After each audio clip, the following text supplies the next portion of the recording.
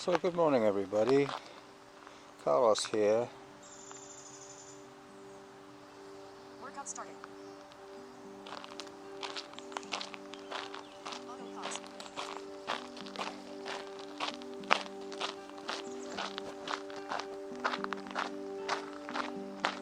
Workout resume. GPS on.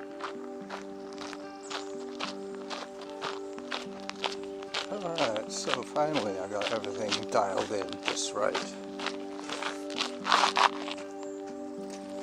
Hello there. Sounds like a panting dog. This is a little laneway that takes me from Pondwood to Emily Carr Drive. Morning. Good morning. Hi there. Hi. Yeah, I think I knew the one in the middle there. There was 3 women. A runner, no doubt, from her youth. I probably remember her from 20 years ago. Well, that's great. So today I'm hiking around Rivets Bog, being careful not to get caught by a cougar. There have been cougar sightings quite frequently the last few weeks. We've had a bit of a drought here.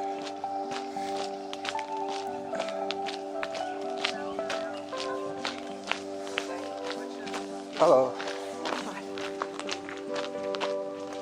Alright, more women hikers. They're all finishing their walk now. I'm going to be going anti-clockwise around the bog.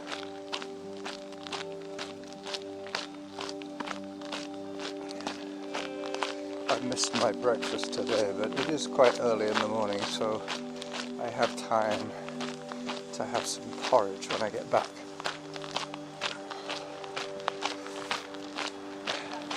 Good morning. Hi. Once again I managed to miss out on a major outlay of money, which was great. I took my bike in, my e-bike, to be fixed. Very simple issue. A loose wire, that was all it was. So that was easy to fix. But like when I went with my little bike up island, up the peninsula I should say, to have my bike tuned up by Rob's friend, I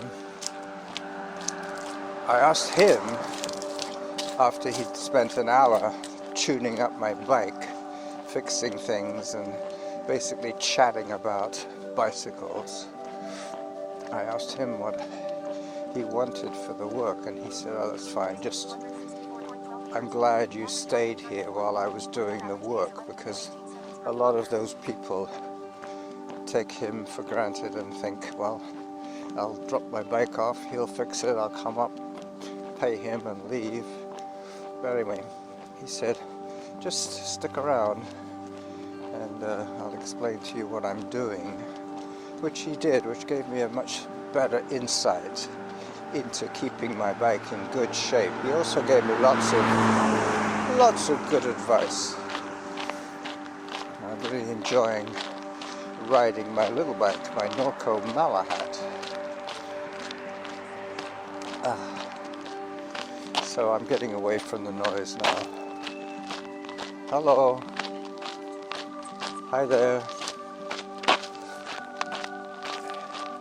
I'm on the Ralston Trail now, heading down into the bog.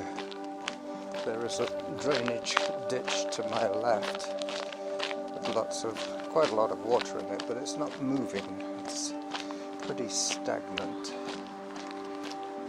Probably pretty good for breeding mosquitoes this time of the year. Further down there's a bit of a escarpment, so the creek tends to speed up quite soon. It's just trickling out at the moment, and it drains into the bog. And basically evaporation will deal with it after that. I have to remember that once I get to the bog, I should start taking some photographs for my blog. At the moment, this recording has been full-time, real-time. Very soon I'm going to pause for a second to take some photographs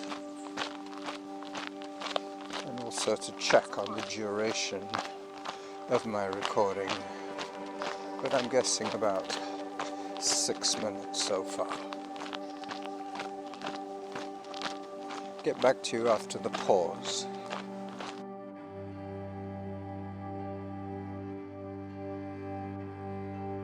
Around a little bit now, and hopefully the acoustic quality will be good. Probably be a little bit louder this way because the microphone on the camera is now pointing towards my gob as I swing it back.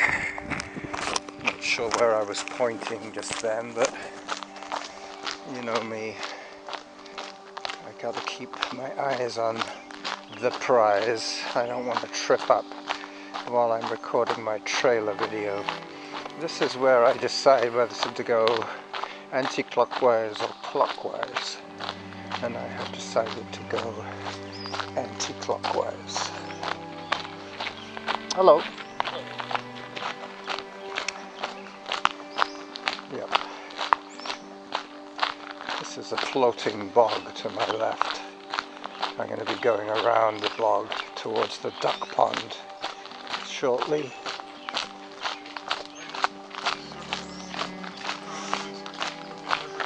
Morning.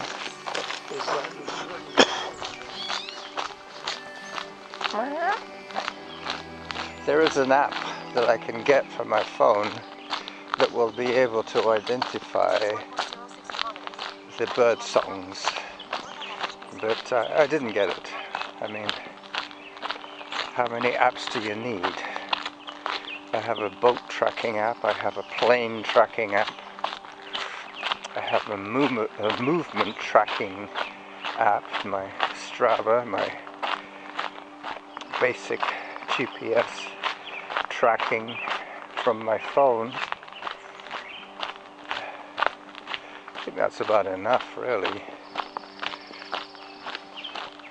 Anyway, today I listened to a very interesting podcast about tyre recycling in the UK. I don't know if it happens here. I'm not sure. I haven't driven a car for so long. But in the UK you have to pay £3 a tyre for recycling costs when you change your tyres. So there's a surcharge every time you change your tyres in the UK.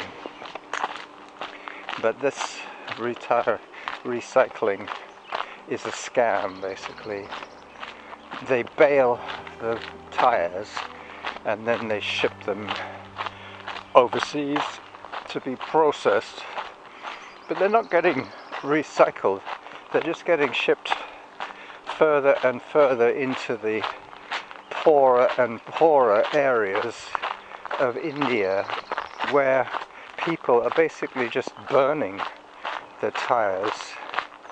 I'm not sure if they get anything from it. They probably get some oil. I believe you can extract oil from rubber, but that's probably a very expensive process. So these small backwoods stills are basically just burning the rubber and getting paid for disposing of it. Once it's burnt, I think it is less hazardous. You can actually distribute the ash without polluting any further. But the smoke of burning rubber is very great and causes a lot of contamination, especially for the poor people who are dealing with this local cottage industry of burning tires. Anyway, that's my rant for today about the recycling surcharge of used car tires. But it is an ongoing problem. So this is the running jackal signing off for his video. Yeah, that's quite long enough. Saying bye bye to you from Rithit's Bog.